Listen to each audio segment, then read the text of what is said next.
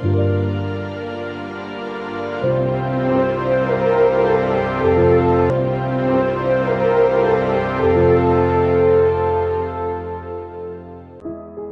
to every one of you. I'm Father Shaji, Joseph, and I'm really happy to introduce you to the New Testament and especially to the Gospel according to Mathew.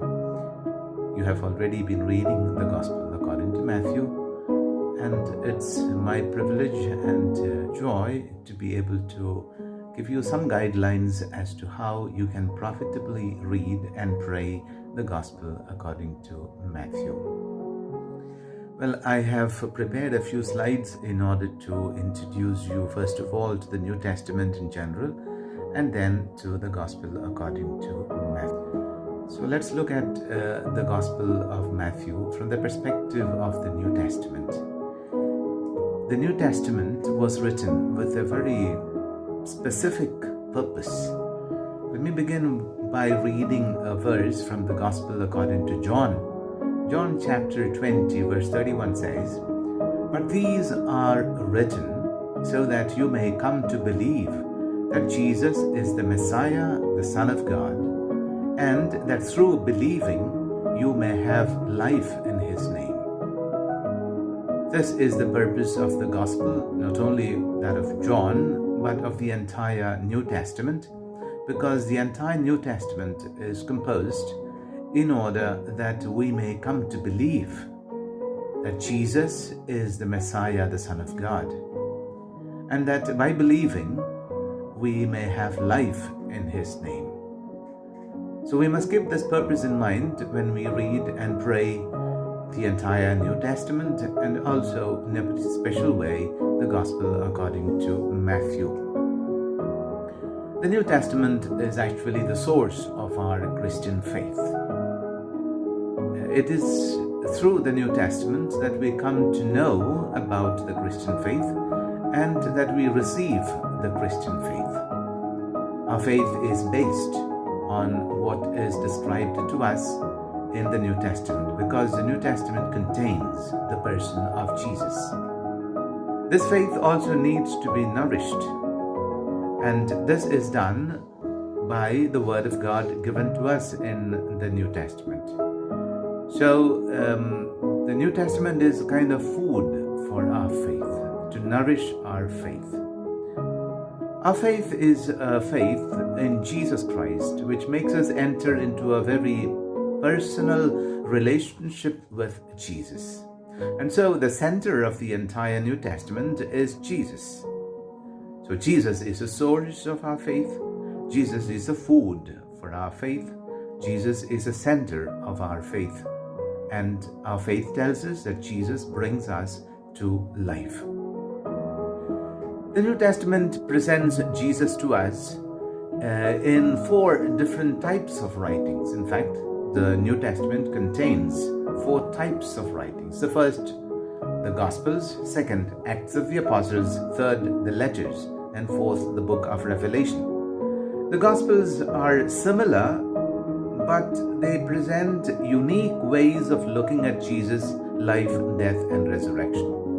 And they are the first type of writings that we have in the New Testament. The Acts of the Apostles is a book that is more or less historical in terms of telling us how this faith in Jesus spread in the early centuries of our faith. It tells us how the good news spread in the whole world. And so it's a kind of historical book, the Acts of the Apostles. A third group of writings are the letters from early Christian leaders, the early apostles like Paul and Peter and James, Jude, and many others that we have in the New Testament. They were written in order to nourish the faith of the Christians and encourage their commitment to the person of Jesus.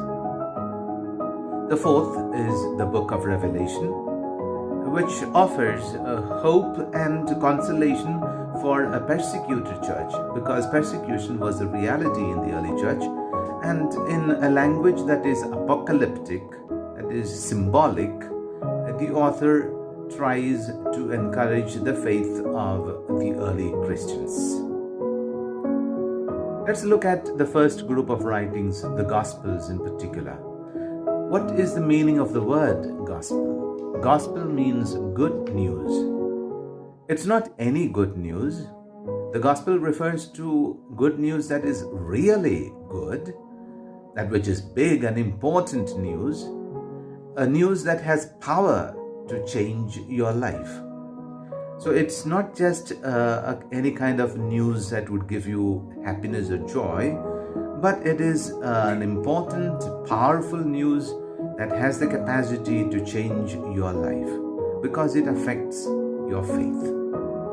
We know there are 4 Gospels in the New Testament: the Gospel according to Matthew, Mark, Luke, and John. These 4 Gospels tell the story of the same Jesus from 4 different perspectives. We have the perspective of Matthew, the perspective of Mark, the perspective of Luke, and that of John. They are not historical biographies or documentaries as we would understand a biography today, but essentially they are faith narratives telling us what they really believed about the person of Jesus in their communities.